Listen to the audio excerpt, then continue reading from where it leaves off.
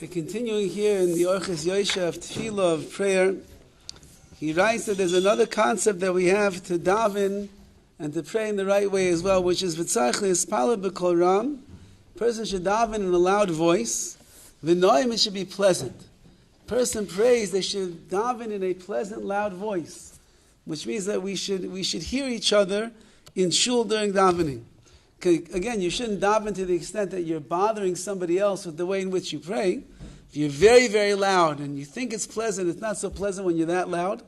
But to hear your voice and to hear the sweetness in your voice and to hear how much you value and you appreciate the tefillahs that we're saying, that's what a person should do. Like it says in the Midrash, Hashmi'ini es koilech. Hashem says, let me hear your voice.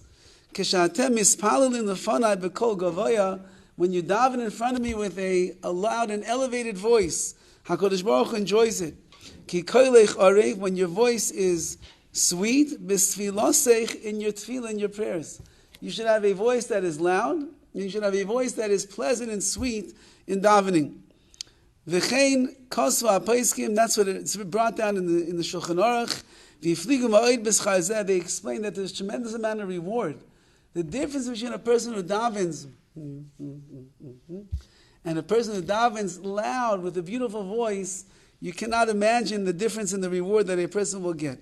It shows how much you love tefillah. Again, if the words are difficult for you to say, if the Hebrew language doesn't roll off of one's tongue very easily, reading the words in the right way is hard, and having the confidence to be able to say it out loud, so that's one thing. But if a person feels that they're already in the realm where they could say the words of tefillah, and they could say them more or less properly, then a person should make an effort to try to say them out loud in a way that will be louder and also pleasing and pleasant that we should hear. Then he speaks about the following. There's a mitzvah that he brings down, the daven v'sikin, which is the earliest time that a person could daven Shmoneh Esrei, which is sunrise. We're not going to go into that area because it's not something that we're doing over here, not on a regular basis anyway, and I don't want you to start davening someplace else. So it says like this, V'afilu mi she'ein mispalel kiv'sikin. Even a person who doesn't wake up and daven the earliest time that they could. They don't daven at the crack of dawn, they don't daven sunrise. Nevertheless, al kol panim chayv lahashkim k'fi yichaltai. A person is still obligated to rise early according to whatever their abilities are. Like it says in the Gemara, Kadima v'chashicha lebekenishta. You should come early and you should leave late from the Beis HaKnesses. Kihechi desorcho chaya, because you will lengthen your life by doing such a thing. The earlier you come, the later that you leave, so the longer your life is going to be. V'amru, and it says further in the Gemara, Hashkamas Beis HaMidrash, hu me'advarim shal d'meichel peresem b'olam hazeh.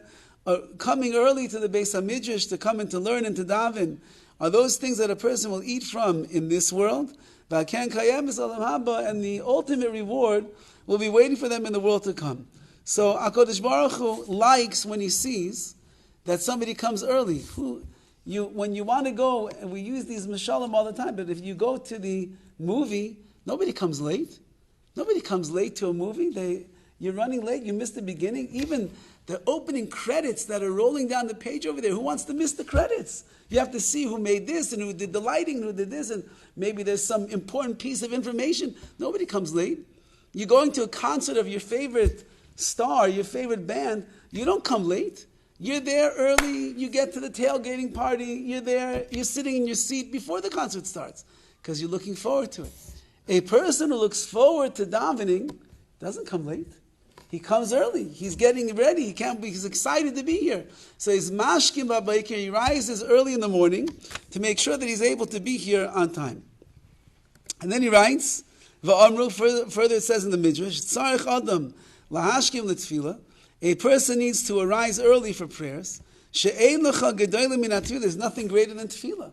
There's nothing greater than having the schus to be able to talk to the Rebbeinu Shalom. The Armon, it says further in the Midrash, Hein kilavi yakum, one of the curses that Bilam tried to give to Klal Yisrael, which was a bracha, he said, they are like a lion cub that arises, that gets up. What does the Midrash say? Oimdim ka'ariyos mimitasan, they get up like lions from their beds, l'kriyas shema, l'tefillah, for kriyas shema and for davening. A lion sleeps many hours, 20 hours a lion could sleep in one shot.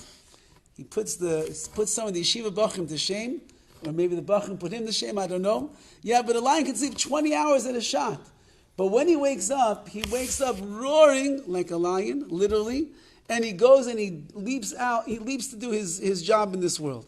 So the same thing, a person who is looking forward to waking up in the morning, they're looking forward to coming to shul, they're looking forward to the schus, to be able to daven like a lion. They wake up like a lion in order to say Kriya Shema and Tefillah. V'amr, it says further, Talmid Chacham, al yikanes ba'achreina. A Talmid Chacham should not be the last one to enter into the shul. He shouldn't come late even. The karle pashev atza, because people say, "Oh, look at this guy. He's a big Talmid Chacham. He comes late to davening every day.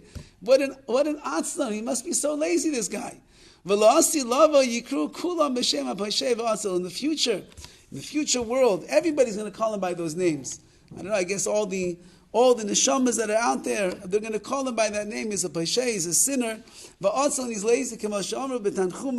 Like it says in the Midrash, Shalasi lavai yikru lefi ma'asav. A person will be called according to their deeds and their actions. So that means that when you leave this world and we go to the world to come, and we're going to be greeted, they're going to call us a lot of names. You might not like all the names that they're going to call us. They're going to call us the names based upon the actions that we did in this world. So to some of you, they'll say, he's the Baal Tefillah. Some will say, he's the Atzan, he's the lazy one. They'll say, he's such a Baal Chesed. Some will say, they'll say, here's the stingy one. Whatever our ma'asim, whatever our actions were in this world, that's the essence of who we became, and therefore that's the shame, that's the name that they're going to give us in the world to come. Woe